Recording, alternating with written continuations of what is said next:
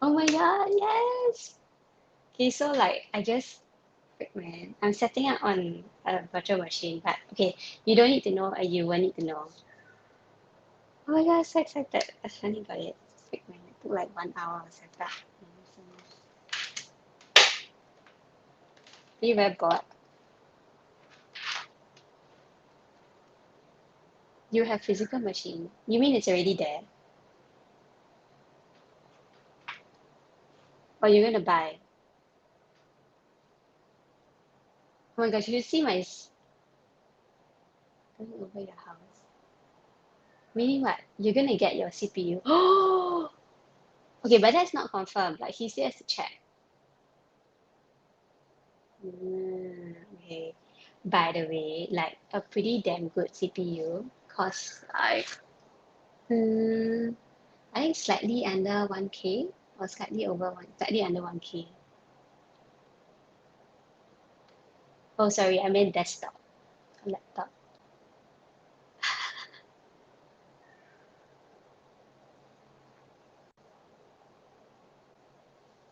Yeah, I mean if you want to stream. Yeah, I mean, okay, it sounds like he's really turning it up for 1 to 2K. He's like, dun, dun, dun, dun, dun. Nonsense. Okay, the lag is so much better now that I'm not using my own computer, so that's fantastic. Okay, so let's start. Choose. If O1 own self build one, i.e. own self choose parts/specs. Huh? You know my friends that like can build themselves, they just don't want to build themselves. Like they give up. Like Ninja also give up. They're like, nah, I give you like a couple of hundred and you build for me. And then you can like organize the cables nicely for me. Because you know you build yourself and then your cables are a mess. Okay, so anyway, so today we'll be looking at this really about a month old case study on how Notion uses Notion. ASMR as their internal wiki inside the company. So my mouse are not working. 没有 咯 How can my mouse lag? Shit. Okay, so this is a really long it's a really long article, and I'm gonna redo my whole spiel that I did for my previous video because my previous video just lagged the crazy out of it. So I'll have to redo it. So yeah. Anyway, practice makes perfect. All right. So this is Notion's initial screen dashboard where you drop into their internal wiki in the company. I think it's really cute that they call it OS for operating system, and they have the 8 ball there. So you can see how they divide their teams. So I'll go into more detail as you go further down the page. It's interesting that they put their marketing, their mission and strategy up front and center. I mean, their company values, Q&A shout out, like these are, how I say, part of a very interesting and good company culture, in my opinion, to follow. And it's not because like I like Notion or anything. I just think these are good company cultures or values in general.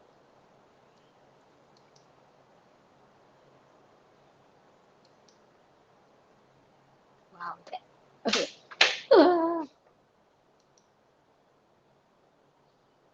Confirm my internet. Okay. So table of contents, page down.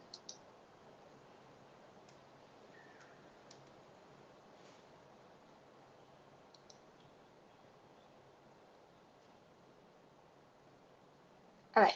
So let's look at the sidebar. So if you haven't seen a sidebar,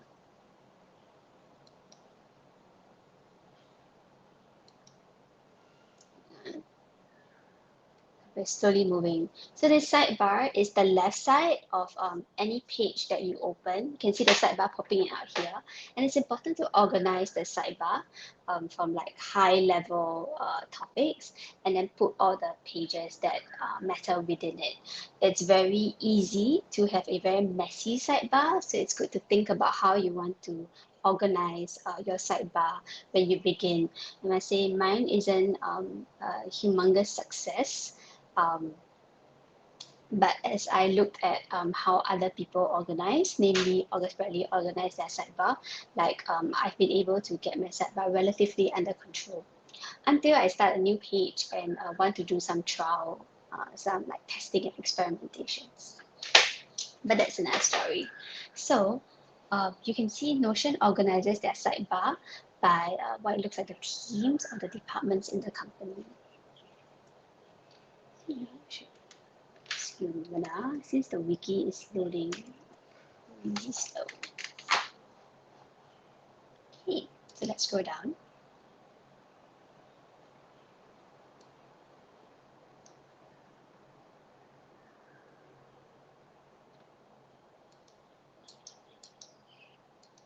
All right, so on this in the sidebar, there's these titles called workspace. So anything that's in the workspace means it's shared out with the rest of the company or with other members.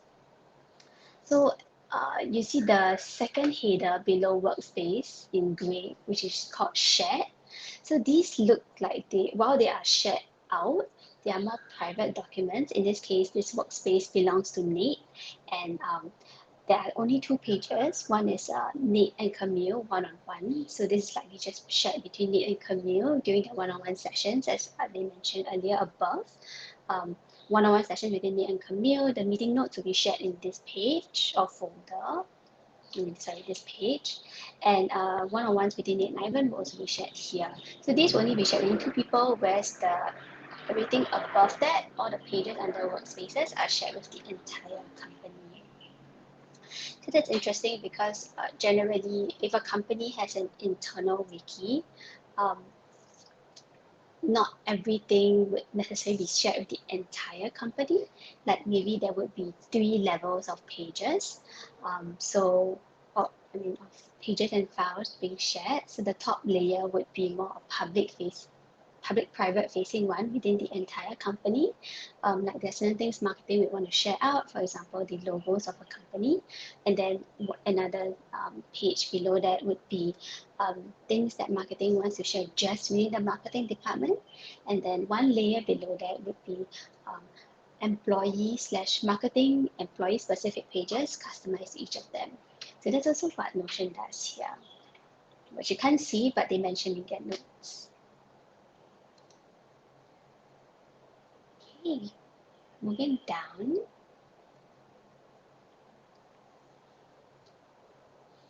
Yeah.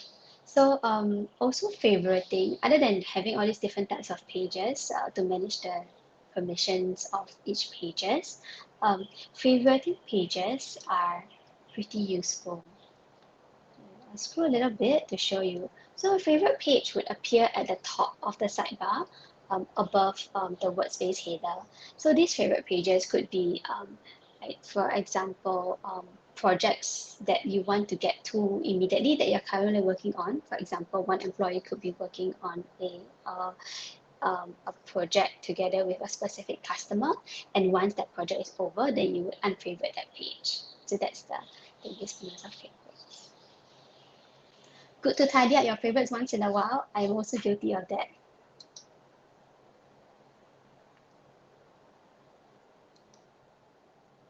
Okay, so let's go down. So the good thing, okay, the point of having like an operating system of a company is that it should be clear, and anybody that drops in, be it new hirees, old hirees who just want to refresh information, is able to very quickly find their way around it. So having too many like look here, look here, look here, it's like really confusing for employees. So the information that is put out there should be well thought through. It's one thing to just like have a dump of all the information, but organizing, taking the time and effort to organizing and doing proper setup is good for the company, because then it keeps things clear, focused, and everybody can work productively towards the goals.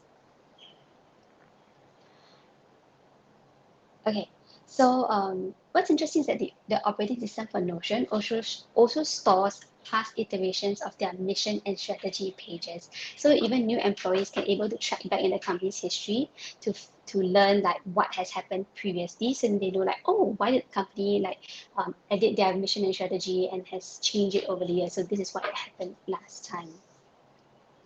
And the company Q&A page, and I think that's very interesting. I think different companies have had different ways of doing it. I used to work in a company that where we just submit our questions, our Q&A in advance. So it's more of like a hit miss where your questions would get answered or not. And you wouldn't know what questions others asked until their questions were selected and answered. But in Notion's case, so people would submit their questions in advance, and then oops,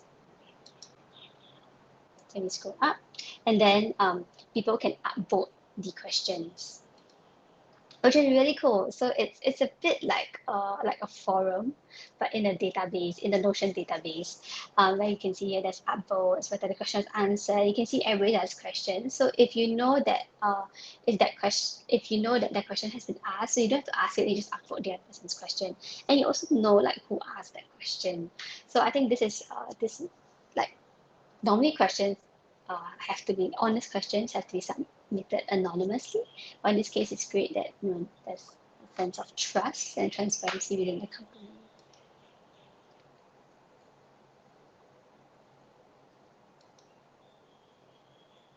Okay, so shared tasks. So this is quite insane that they have one database for all the shared tasks, like what we would term the master task database, and there's like what, so you have 20,000 tasks. Like, it's insane. So how is everybody going to keep track of their tasks? So there comes okay. So the reason why I think it's good to have I mean, there's pros and cons to everything, right? To have all the tasks in one gigantic database so that everybody has a sense of what is going on and the priority levels of tasks. So for example, if as I were in marketing, somebody else were in sales, and somebody else was in, say, engineering, you wouldn't really know like the priority levels of certain things if they have changed on, say, every few days. And this gives you a sense of the priority levels. Or maybe as a manager, it's easy to like keep track of priority levels. I think this shouldn't be seen as like trying to micromanage. They don't seem like the micromanaging type. At the same time, you can see like what is, for example, this screenshot here for marketing shows like what is the priority for what is supposed to be done for this week, next week, and in progress. I think it's amazing that they can categorize their tasks like this week, next week, in progress. Like, tried that, it didn't really work for me. I tried something similar, it didn't really work. So it's amazing that they can do that. And every task, of course, has an owner.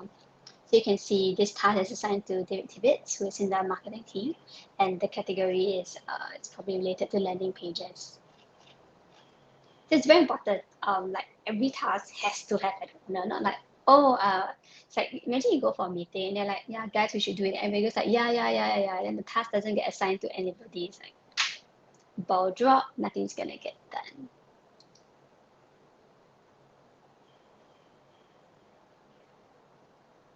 Okay, so oh my gosh, so this is so cool. Like when they assign a task and okay, when they have a task and then they have a status, like their triaging or their categorizing is like really insane. So even at a personal level, like categorizing tasks does take a bit of thinking. But on a company level, to have like very clear and not overwhelmingly too many categories is pretty amazing. And I like how they use emojis to so that at one glance you can see like is this task important, not important, and where is it categorized. Marketing has like the creative icon, recruiting is like big circus tent, like it's really cute.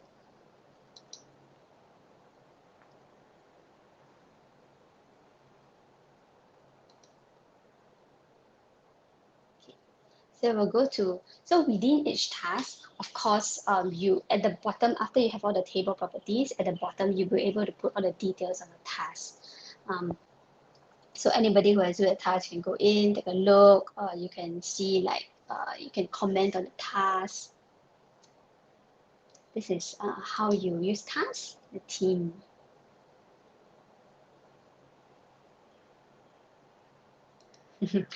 And now we move on to the super important views. Okay, so so imagine like it's impossible to sieve through all these 20,000 tasks if there weren't views. So what is a view? A view is like a slice and a dice of a, a data set filtered by specific properties. So in this case, marketing has sliced the data such that they only want to see tasks that are relevant to marketing. So therefore, a view called marketing has been created to only show tasks related to marketing. And once you click on this view, you'll be able to see all the tasks that are related to marketing. But of course, the same thing for sales, same thing for engineering. There can also be further filters, like if I want to see tasks that are only related to marketing, that are only due by this week, that's also another way to create, that's also another way to filter tasks.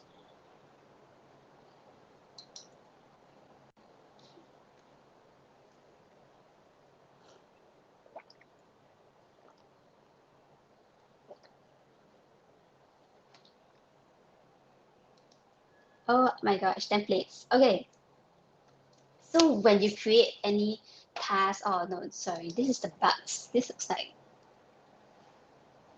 like customer support. Oh no, it's task.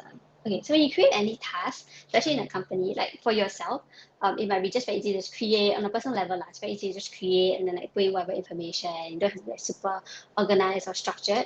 But at a company level, like creating a task, there's certain things that need to be in a task if it's created consistently. So for example, if the task is a report of a particular bug, then there are certain rules or questions that have to be asked of in order to troubleshoot the bug.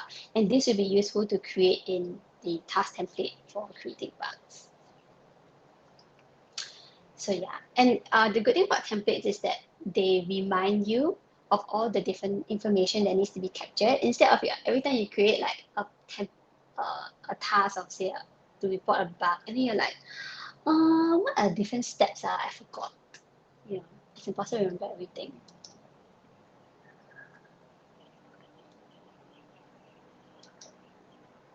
So for example, I have templates for creating a project because when I create a project, I want to remember that why I did this project. I want to remember to note down why I want to do this project. I want to have a view of like all the actions related to that project. So I don't have to keep redoing this information. So that's why I create a project template. So this is similar, like templates function similarly throughout the whole of Notion. Okay, so with any internal wiki, the idea of an internal wiki is to have documentation, which is important in any company. And it's inevitable that people will come, people will go.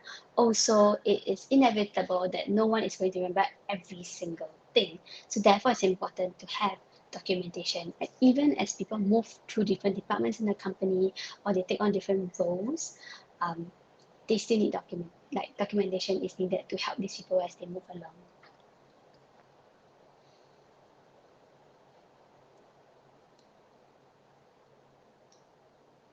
So increasingly, I'm seeing this push towards writing things down. By writing things down, it's not just like on paper, but like storing it digitally, especially when it needs to be shared with colleagues or with shared with colleagues and other teams within the company. And I think this, I mean, there's two sides, right? Like it's more of like cover your ass. You want to make sure that like it's documented in black and white. But at the same time, I think when you type it out or when you write it down, there's some like reflection, like okay, why am I doing this? And some organizational thoughts that happen as you write it down. Hopefully, like Okay, so with that, Notion does store all their internal documents and reports in a documents workspace. Wow, this is so cool. Look, like the marketing plans, email onboarding. Oh my gosh, email onboarding is so important. Okay, I should say, stop saying it's so important. Everything's important. Feedback, COVID. So all these documents are stored instead of just like, I don't know, an email sent to everybody. Then you have to save the email and make sure that it that you remember how to do. Oh, also, because I follow like some Notion employees on Twitter, and then somebody was like, "Oh yeah, we don't send email here. Like we send everything either on Slack or like it's on our I guess internal wiki." And then the person only sent like her first email because like for that one day Slack went down, so they had no choice, they had to communicate via email. So that was quite funny. And also I don't like receiving emails.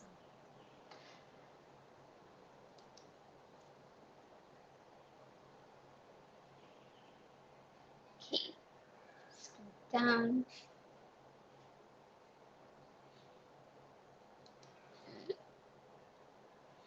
Okay, so oh, that's so cool. So it looks like they have a why do they have a landing page creation process? What is this landing page? Hmm, that's interesting. And there are different landing pages for like different teams. Interesting. Share properties. Okay. Oh, that's useful. So all the context for why a decision was made is stored in the document so that like next time if you want to remember like, oh, why did we make that decision, you can go back and take a look and learn from that. Every different decision is perfect. Meetings. So every company would have to have like 10,000 and one meetings, right? I think it's incredible how people do like back-to-back meetings the whole day. But like, and it's not in you. If you have gone to enough meetings, you know that not everything is necessary. It like sometimes you come out, you're like, why did we have a meeting? Like that was a waste of time. And at the same time, a meeting, who everybody knows what's going on in the meeting only when you are present in the meeting. Drink some water. Allow. Okay, never mind. So if you're not in that meeting, you don't know what the hell was going on. Okay, excuse me, I'm just gonna cough.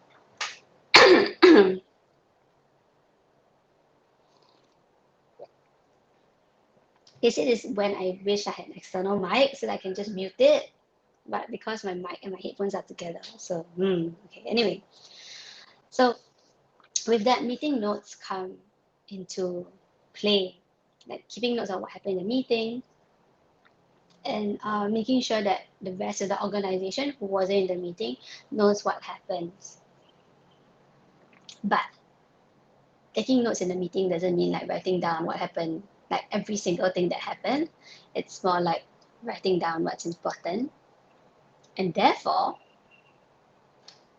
one page, please scroll.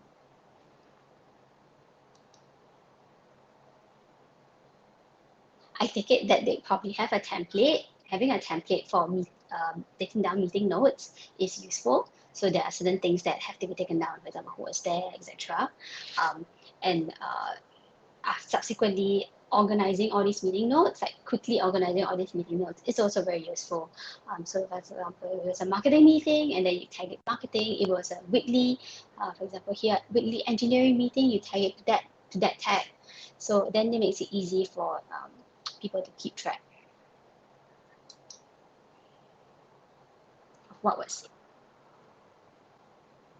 Oh, it's so cool. And then they even put the dates in the title. Oh, I can like that's really cool. I really see the like more of Notion's functionality being brought to life when I see a but like a larger team, like more than 20. I think they're 30 now. Team use Notion because then all the organization, like all the features that are not so relevant when people use it on a personal level, really come out much stronger and much more useful. Oh yeah, so okay, so as they said, there are meeting templates.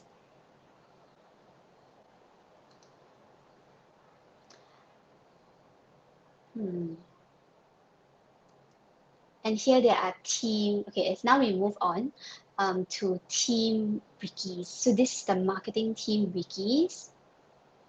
It's really amazing that they're sharing so much information because to an extent, although it's not confidential, it's like opening your company up to the rest of the world and so much information too. So this is the marketing wiki.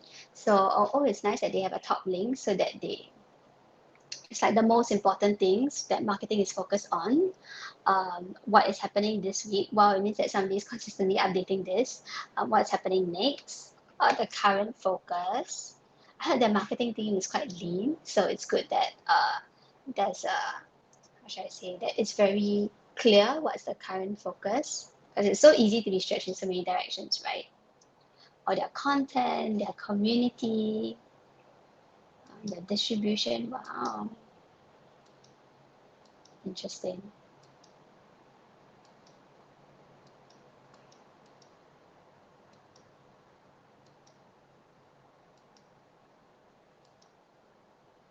Yeah. So the great thing about having all this information open to everybody is that if somebody needs something specific from another department, for example, if say that the example was like to use is like the engineering team, they're like, oh, we're building something, oh, we need a logo, and we're going to get it from marketing. And then they have to like, any normal engineering team would have to drop an email to the marketing team and say, hey, can I have a logo? And then if you forget to say that, oh, I wanted a high res logo, then if you get sent a low res logo, and then you have to ask again, like, oh, sorry, could I get in high res? And it's unproductive, you know. But if you're able to go into the marketing team's wiki and then very quickly find a logo, then yeah, you're done. And you don't have to trouble anybody. You can get it done really, really quickly. Okay, so oh my gosh, the engineering team dashboard must be like a total like crazy. Okay, it's insane. Look. Oh my gosh. Teams, processes, on call. Oh my gosh. Tests. Or their platforms, or their Datadog, Elasticsearch. This is crazy. So like it's really crazy to organize engineering stuff. And look, even the IT stuff is here. Oh, IT and engineering is together. Setting up VPN.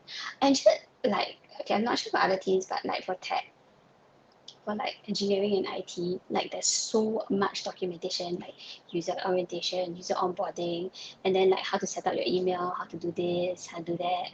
Like last time I even had to create a SOP to teach people how to create an email signature in Outlook. You would think it would be very straightforward, but no, it's like slightly complicated that you can't just figure out yourself.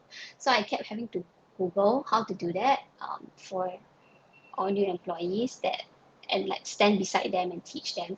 And finally I was like, oh my gosh, I'm just gonna do a help manual for them and they can go and self-service. So yeah, so I really see the IT documentation coming through really clearly here, and that must make it so much more easier for them because that means that more people can troubleshoot things themselves.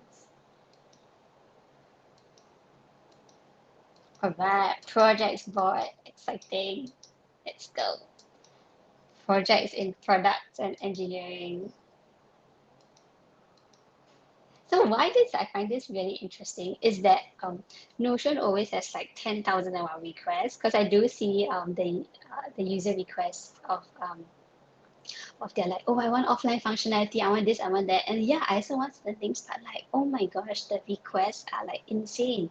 It must be the same for other products as well.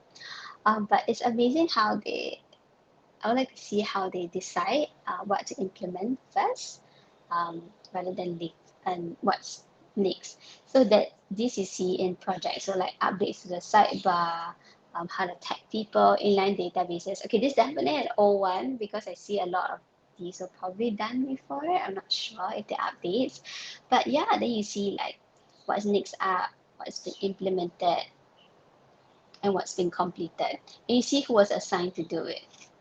as well. And I like their priority. So it's like massive, like 3. So there's a number. So I guess it looks like it's 1, 2, 3. Yeah, 1, 2, 3. Is there a 0?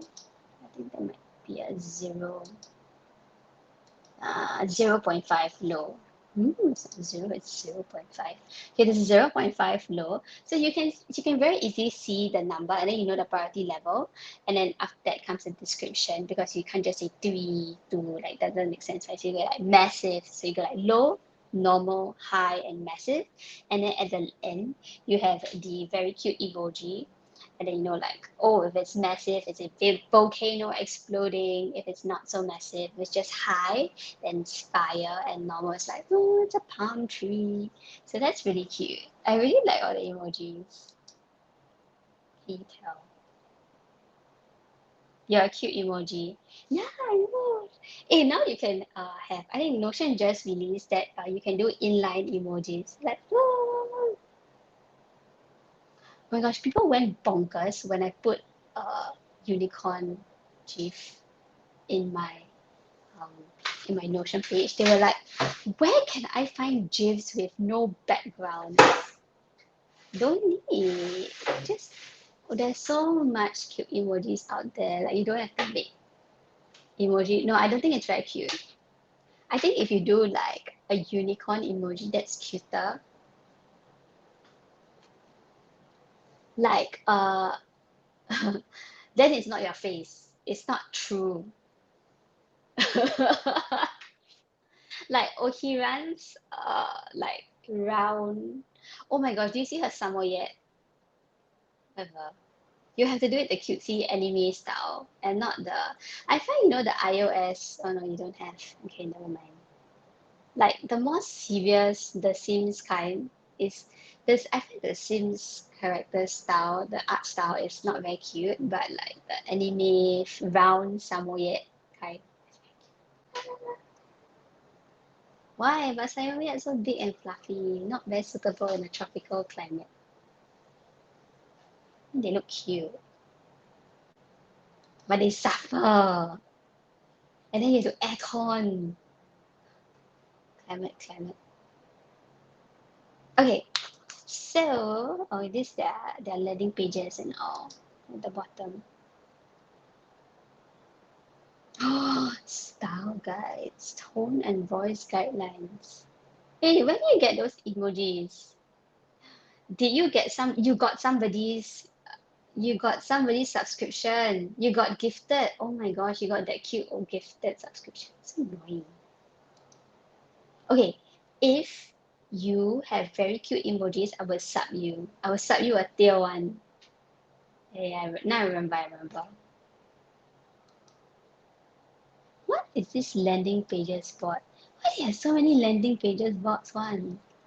I'm really amazed. Landing pages. Oh, I think that's initially when they were setting up, so they had a lot on landing pages. I'm feeling hungry leh. Oh my god, there's an illustrations bot. Is this not cool? I just ran too far. Look. And it's like all one person. Oh yeah, they only have one designer, I think. One person is 自己能走. So by the way, not Miss Teo, the illustrator for WLB was like, oh my god, I love Notion's art style. Maybe I'll get a tattoo in that style. I was like, okay, can. And if he gets a tattoo in that style, I will take photo and send to Notion. Okay, filtered views. You're not supposed to say people's name. That's why I don't say your name as well. Okay, I really love this. So like because okay, I have done sales before. So the thing about sales is that if I were to take over an existing customer, like I have to kind of figure out like what was the history behind a customer, or like the previous salesperson would tell me that, oh, the customer is like this, like this, like this, like this, like this, and like call lah, I'll forget something lah, what the heck. So having like notes on the customer, which like I know Salesforce can do it, but like, you know, problem exists between like computer and keyboard, i.e. is the person. um like it's important lah to take notes lah. Like you go and meet a customer, meeting 1, take down notes what happened, meeting 2, take down notes what happened, you know. You have to do this promptly lah. If not, you will confirm, you will forget information. Inevitable. And the thing is that it's not like the same salesperson will keep servicing the same customer for the rest of your life. Oh. So then when you hand over the customer to another salesperson, you go like, okay, all the information about this customer, check it out in this database. You go and do your homework. Okay, advocacy cracking. So advocacy is getting customers testimonials. So I think, let me scroll down and check. Oh, this is shared between customer support or community support, no, customer support and sales. Makes sense, because after you sell to the customer and after that, like the customer will have like issues or whatever, then the support team will have to let sales know to feedback. It's not like I have customers that have told me that, oh, you know, our sales will promise me 10,001 things, and after that it's done, and then we realize that certain things are not able to be done, like we're being told by the support people. So yeah, sales needs to know that certain things you can't promise. It's not saying that all sales people do that, but I received a few information like that. Okay, so oh my god, so this is the feedback that I was talking about that the community team gets like probably every second. Like it's a barrage. They get from their Twitter, they get from Reddit, everywhere. Like it's a barrage. And they will tag them. What I mean by tag is that, okay, see this dude on Twitter, he said, okay, I don't know, dude, male, female, who knows, okay? So he says that, okay, one more integrations. And then, so David Tibbetts, who is their social/marketing guy, yeah, so he puts it here. Then you can see the date it's created. And then they have like upvotes. So what I heard, like Notion always says that, okay, if more people request for that feature, then we'll like add points to it. So if say 10 people get request for this particular feature, then we'll note that 10 people ask for it. So the more people ask for a certain thing, then, you know, hopefully it gets bumped up.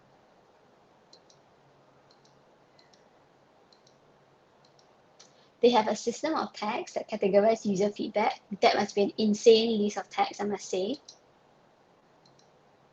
And then that is told to the engineering department, who probably are like, there's so many things to build. But they didn't chill, like them say. Obviously, I don't have any script, do I? So for example, this feedback on load times on mobile, people have been complaining about it. So wow, oh, they have a separate tag database. Okay, I guess that's the only thing that makes sense. I can't imagine a whole drop-down list of tags. Like, that would be insane. Mobile settings. Wow, so these are all mobile-related tags. I see.